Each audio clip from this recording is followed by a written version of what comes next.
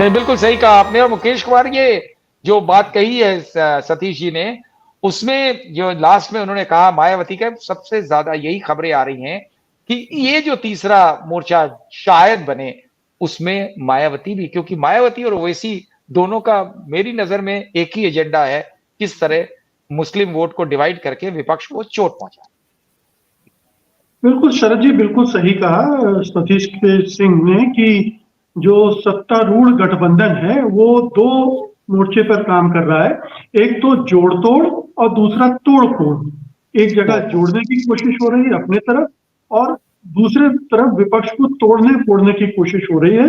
उसका जो भी वोट है उसको कैसे डिवाइड कर दिया जाए, उसके जुड़े दलों को तोड़ दिया जाए, अलग कर लिया जाए, अपने में मिला लिया जाए। तो ये दोहरा आक्रमण विपक्ष पर हो रहा है, ये उसी का एक हिस्सा है। देखिए, ओवैसी का कहीं भी जब चुनाव लड़ने जाते हैं तो दो तरह से बीजेपी को मदद पहुंचाती है, हम सब जानते हैं।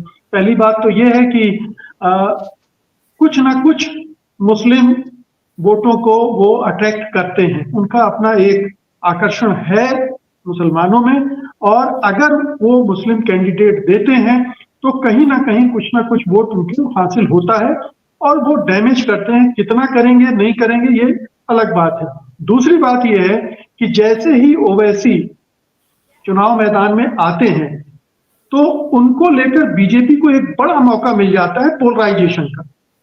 ओवैसी की जो इमेज है, वो जिस तरह की इमेज है, वो कहीं भी जब जाते हैं तो एक जो हिंदू मतदाता है उसको उसके खिलाफ खड़ा करना, और ओवैसी के बहाने मुस्लिम कम्युनिटी के खिलाफ खड़ा करना, और उनके बहाने विपक्ष को भी लपेट लेना, ये तीन तरह से वो विपक्ष पर हमले करते हैं। और कहीं ना कहीं मुझे लगता है कि नुकसान भी पहुंचाते ही हैं। और इसीलिए आप देख रहे हैं, तो जो इशारा आपने किया या सतीश के सिंह जी ने कहा कि बहन मायावती की भूमिका अब काफी स्पष्ट है सबके सामने कि वो विपक्ष को नुकसान पहुंचाने के लिए मैदान में है, बीजेपी को नुकसान फायदा पहुंचाने के लिए मैदान में है। उनकी अभी तक की भूमिका से स्पष्ट है। और अगर वो ओवैसी के साथ किसी तरह का तालमेल करती हैं तो ये और भी डैमेजिंग होगा अपोजिशन के लिए, जो इंडिया गठबंधन के जो दो तीन घटक हैं, कांग्रेस एसपी जो प्रमुख घटक हैं उसके। तो ये मुस्लिम मतदाताओं को बांटना, एक जो एक धारणा बनाना पूरे प्रदेश में ओवैसी की वजह से जो धारणा बनेगी, तो ये एक पूरा हम कह सकते हैं, जो बार बार आरोप लगते हैं ओवैसी पर, किसी भी पार्टी को कहीं भी चुनाव लड़ने का हक है।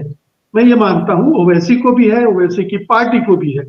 लेकिन अगर ओवैसी सचमुच में मुसलमानों के हितैषी हैं तो उन्हें ये देखना पड़ेगा कि चुनावी गणित किस तरह से चल रहा है, उन्हें क्या करना चाहिए।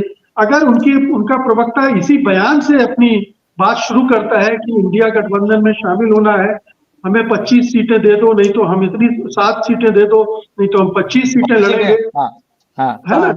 अब उनको पता है कि इंडिया गठबंधन उनको छूने भी नहीं जा रहा है, चिमटे से भी नहीं छुएगा, क्योंकि पता है जैसे ही छुएगा एक पूरा नैरेटिव बदल जाता है। लेकिन उन्होंने ये बम पटक दिया, इंडिया गठबंधन पर एक दोष पड़ने का काम उन्होंने कर दिया कि इंडिया गठबंधन ने हमें क्योंकि नहीं लिया, इसलिए अब हम अपने गठबंधन बना रहे हैं या हम खुद इंडिपेंडेंट लड़ेंगे। तो ये पूरा ये खुला खेल है, इसमें कोई बहुत पेच नहीं है, आप आसानी से समझ सकते हैं। अब ओवैसी को बीजेपी फंड कर रही है, नहीं कर रही है, बीजेपी के कहने पर वो ये भूमिका अख्तियार कर रहे हैं, ये ना हम जानते हैं ना आप जानते हैं। लेकिन जो परिस्थितियां हैं उनमें जो उन्होंने अपनी भूमिका चुनी है वो निश्चित रूप से संदेह पैदा करती है, और एक विपक्ष को नुकसान पहुंचाने की नीयत उसमें दिखती है।